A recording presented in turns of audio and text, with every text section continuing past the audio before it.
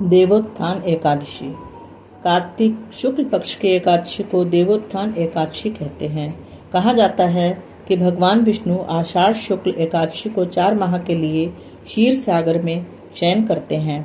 4 माह उपरांत कार्तिक शुक्ल एकादशी को जागते हैं। विष्णु के शयन काल के 4 मासों में विवाह आदि मांगलिक कार्य वर्जित रहते हैं। विष्णु जी के जागने के बाद ही सभी मांगलिक कार्य शुरू किए जाते हैं। कथा। एक राजा के राज्य में एकादशी को कोई भी अन्न नहीं बेचता था। उस दिन सब फलाहार रहते थे। एक दिन भगवान ने उस राजा की परीक्षा लेने के विचार से एक सुंदरी का रूप धारण कर लिया। राजा ने उसे देखकर पूछा कि तुम कौन हो? इस पर वह स्त्री बोली, मैं निराश्रिता हूँ, यहाँ कोई मेरा परिचित नहीं, किससे सहायता मांगू? उसके रूप सौंदर्य पर मोहित होकर राजा ने उसे महल में चलकर रानी बनकर रहने का आग्रह किया। वह बोली कि यदि राज्य का अधिकार मुझे दो तो मैं साथ चलूंगी।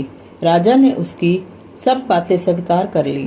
महल में आकर उसने एकादशी के दिन राजा से भोजन करने को कहा, किंतु राजा ने इनकार कर कहा कि आज केवल फलाहार पर रहेंगे। वह बोली कि यदि तुम भोजन न करोगे तो मैं तुम्हारे बड़े राजकुमार का शीश काट लूंगी। इस पर राजा ने कहा कि तुम जैसा चाहो करो, किंतु वह अपने धर्म से विमुख न होंगे। यकायक रानी के रूप से भगवान विष्णु ने प्रकट होकर कहा, राजन, तुम इस कठिन परीक्षा में पास हुए। उसी समय वहां एक विमान उतरा। राजा ने अपना राज्य बड़े पुत्र को सौंप दिया और उस विमान में बैठकर परम धाम को चले गए।